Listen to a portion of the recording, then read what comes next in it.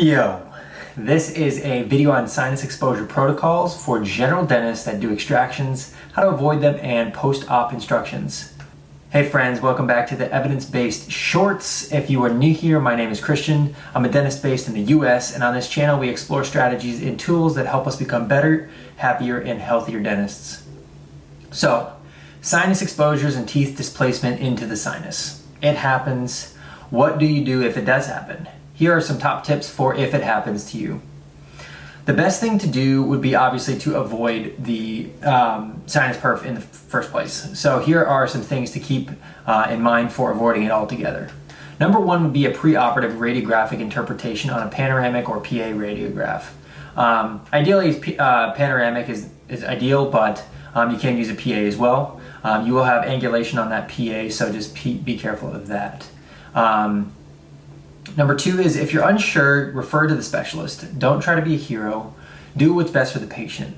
What would you want, your parents or someone in your family to go through? Do you want someone that's kind of trying to do it and not really sure what's going on? So if you're just unsure, just refer it out. It's not a big deal. And number three, if you are kind of in that unsure category, go ahead and get additional training on oral surgery. There's nothing wrong with that. If you'd like to help these kind of high-risk patients out, it's a great service to the patient, but you want to be well-trained to do so. If a sinus exposure does happen without tooth displacement, and I want to emphasize without tooth displacement, meaning the tooth that you take out comes out fully and part of the root didn't go into the sinus.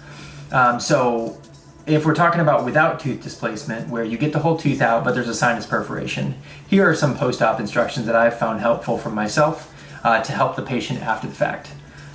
For 14 days, number one, do not blow your nose. Air pressure must not be increased in the nasal cavity or sinuses. We want to try not to sneeze. And if you do sneeze, try to do it open mouth because we want to prevent an increase in pressure in your sinus. Number three is do not use a straw. Do not spit, do not smoke, do not rinse vigorously for several days.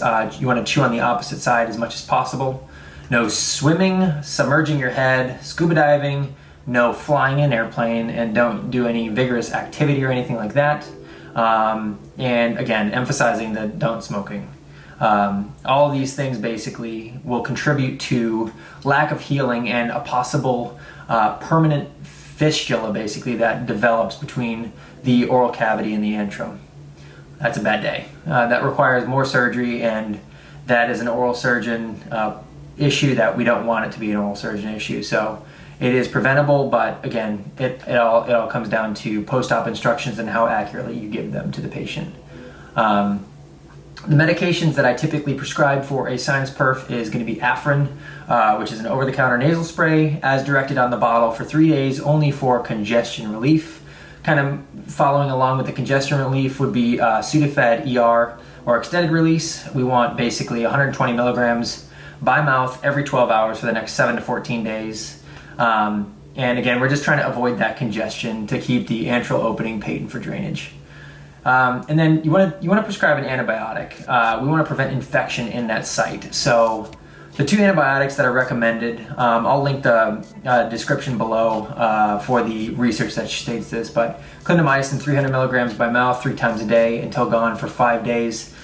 You can do this up to 14 days, or Augmentin 1 gram by mouth 2 times a day until gone. Again, minimum is 5 days to 14 days. And then I typically do an NSAID over-the-counter.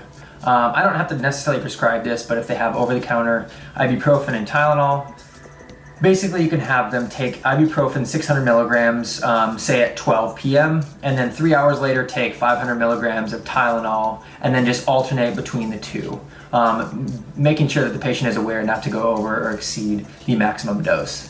Again, these are research-based findings, and as well as some lectures from my residency training from a board-certified oral surgeon. I'll link the articles in the description below. I hope this helps you guys, and let me know if you guys have any questions or future topics you'd like me to dive into. We out.